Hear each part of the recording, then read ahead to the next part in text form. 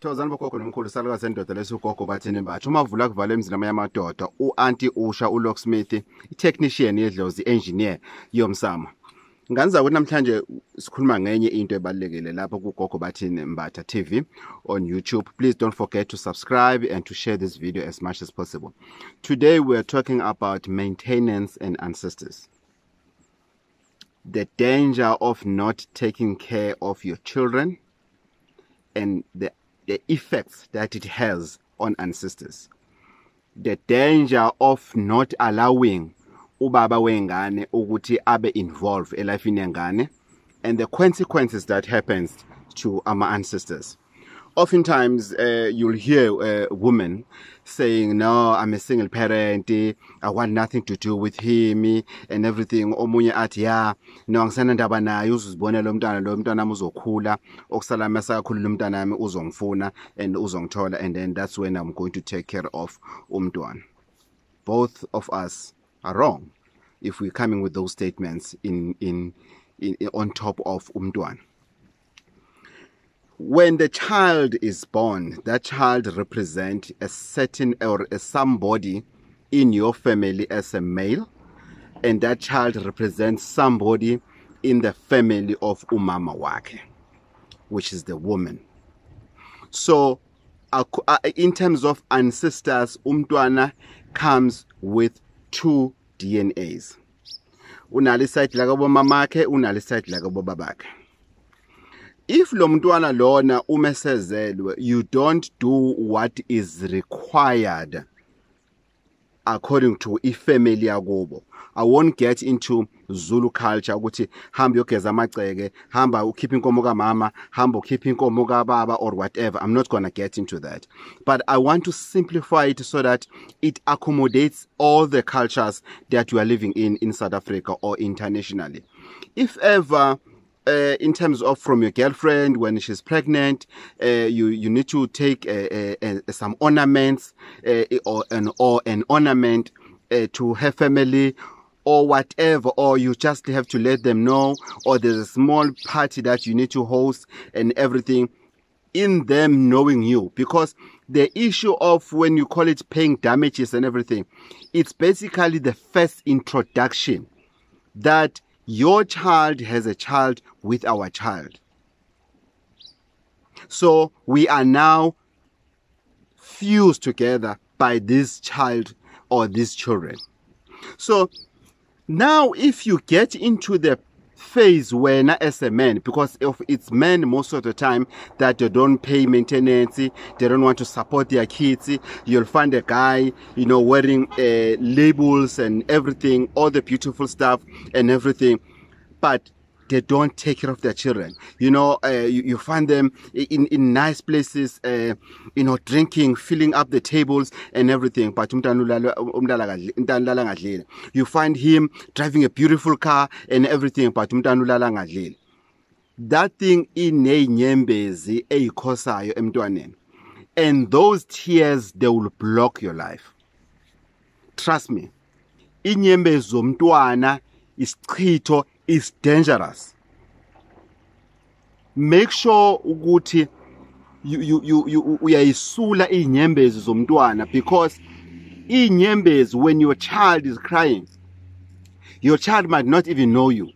But when your child is hungry, when your child is feeling, not comfortable to be with other kids because she or he doesn't have decent shoes and everything, but while you are living a good life, hey, my brother, you are in trouble. You are in trouble, my brother. Uzozihamba inyanga uyiqede uhamba ublame abantu bakhuluma kabi ukuthi ngaya kuGogo Bathini wanginika imithi ayingisebenzelanga in it's because of wena waletha umphefumulo emhlabeni. So you planted a seed in this world, and now you are not taking care of that seed that you have planted. Because ngesikhathi nenza ukujajulisana kumnandi and everything, ubungasho ukuthi uzophuma iselfone, ubuwazi ukuthi ukhipha umphefumulo that doesn't just want to be recharged like a cell phone, but that wants to be maintained. Food, clothing, a conducive environment, good education, everything spiritual. Mhlambe umntana wakho uncike kakhulu edlozini lakini kuba bayathandaza benza zonke izinto, kanti kumntana wakho wamhlawulela wamthatha and did something about him or her, kumntana wakho is living a good life. You see now, there's issue of iwunga, there's issue of amapara and everything. Most of those characters that we name them amapara, we name them amahobo, we name them whatever, we gave birth to as men. Itina madoda that we gave birth to those. Umntwana ukula angana father figure, noma umntwana mane father figure ukula la ekhaya, uma wakhe uyabhonywa lelo khuzana la ekhaya kuyathukwana la ekhaya, ubaba wakhe ungena ngecapha and everything. Your own children are not happy ngawe, even if uhlala nabo uyafana nokuthi you are an absent father, because umlomo wakho awuna filter, uyayiphalazela nje wena mawukhuluma nje.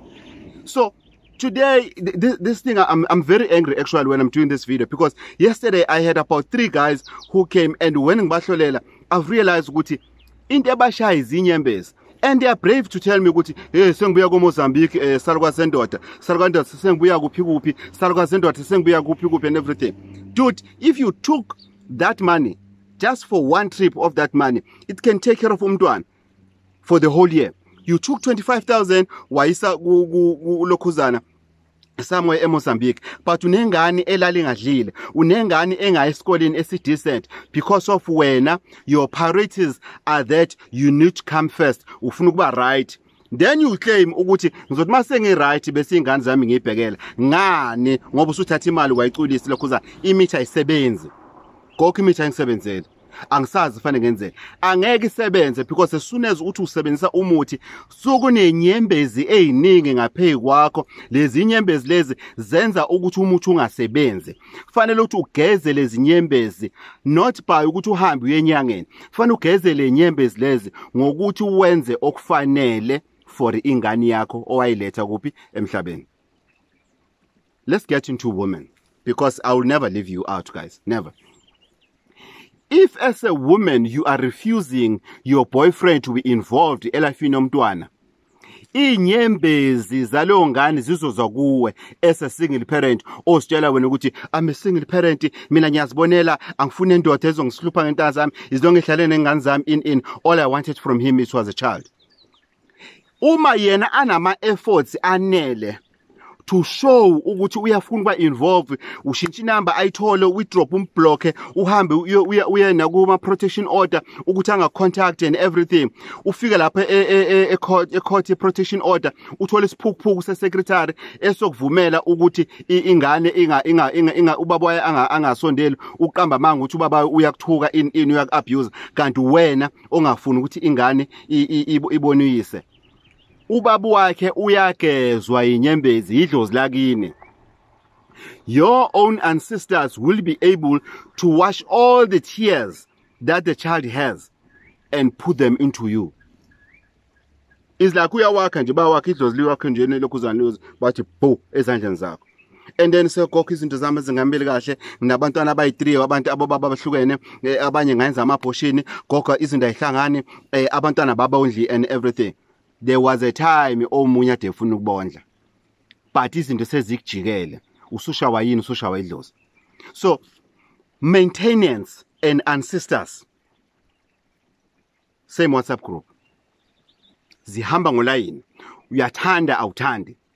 There is no child that has one DNA. There is no child that has one group of ancestors. Whether you like it or not, that child has an equal bond.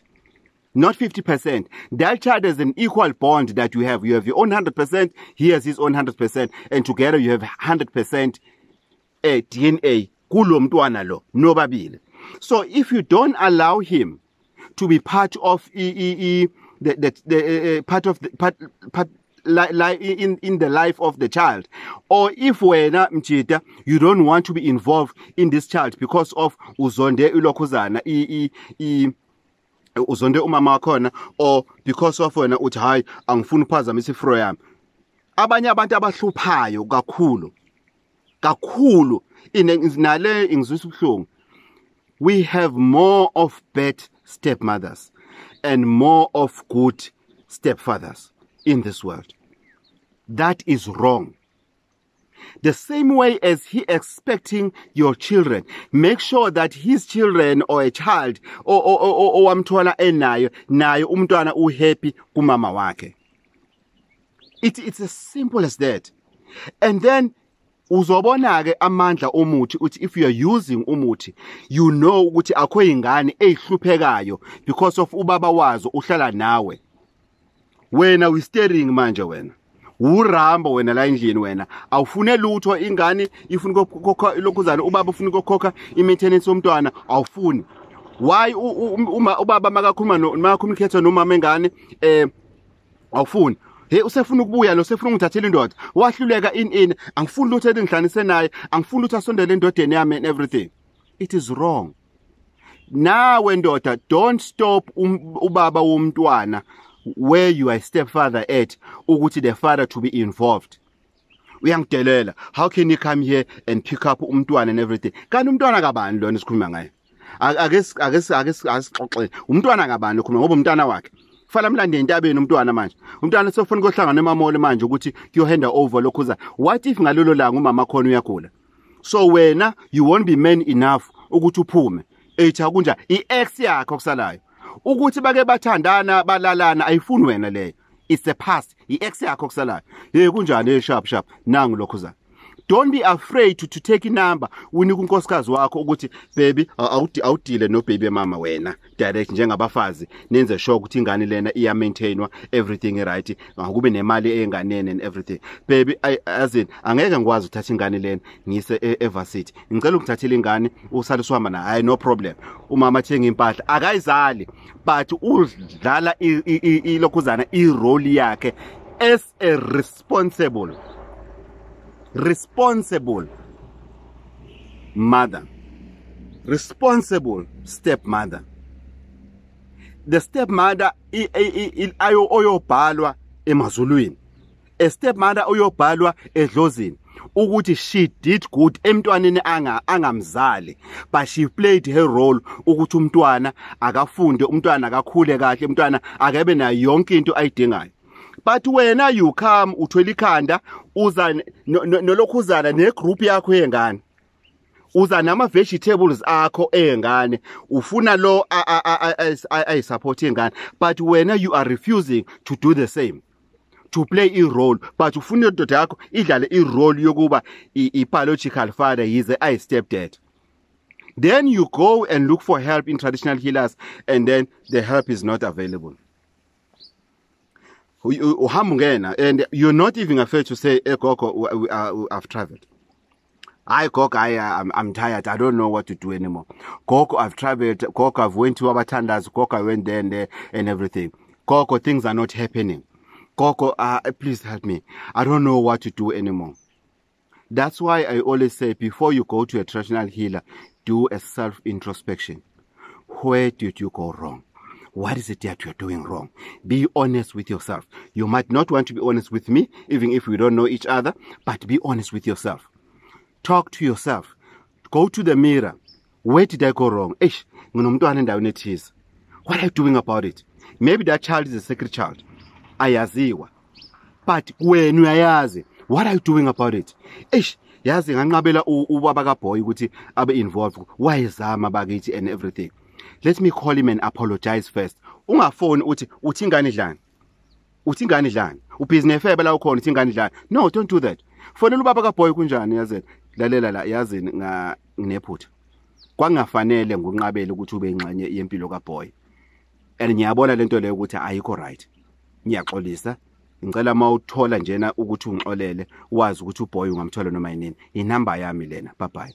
Or send a WhatsApp. We leave it like that. Indoda irresponsible ngeke ikhathale ukuzama, especially mawusoqhamuka wena uthi ya ngiyaxolisa, then case close. Ubona uzokuthiwa ingane yakho ibangazidala isikhathi esiningi sokubuthakathi ngoba ubaba wayo usuke sekayifuna ngemithi. Now the father is using muti to get the child back. You go to a traditional healer and say, no man, this child there's a conflict between the ancestors. No, there's no conflict between the ancestors because you didn't do anything. You didn't pay any damages. You didn't do anything. So guys, muti is part and parcel of everything that is good that we have to do in our lives. Muti doesn't work in a vacuum. If ever you know ukuthi even your own mother is struggling, ulala ngadlile because of wena, uthi ayisengishadile mina umama ngizombona. Uthi adleni umamakho? Uthi adle ini umamakho? So ushadile, so what? So mamakho ufana hlupheke ngoba manje wena ushadile. You can't. Sisazongena kule yabo mama and everything. And on that point, happy belated Mother's Day to all the mothers of this world. Thank you guys for being there for our children. Thank you guys for being fathers of our children. And happy Mother's Day for those fathers who are there for their children and their mothers are absent. But on this video, specifically we're saying maintenance and ancestors is one WhatsApp group. If you want things to happen, if you want scoop sakho uthi sebenze, if you want amagunda nakho whatever ukuthwalo nakho and everything, it must go hand in hand with maintenance. I normally hear people but unabantwana abaningi and everything, but you'll ask one question ngeke kuphendula. Uyabondla bonke na. Hayi engani imali eqoli khona. Guys, no. No, there's no child that can be raised with grant money. There isn't. From where? There is no way. Let's take care of our children. Let's be clear in our hearts, ukuthi we are doing well in our own space, in our own compartments. Then let's expect miracles to happen. Gogo Bathini Mbatha, for bookings 0357995703. Don't forget, if you want to see me at African Clinic, uyagula, uphethe zipobo, you know, you've got sores and everything, piles or whatever that you are sick at, and the doctor said, no, we don't know what's wrong with you. Gogo Bathini Mbatha is there with other traditional healers who can help you at African Clinic. It's at number 17 Union Street, Mpangen. But for bookings, don't just walk there. The bookings is 035 799 5703.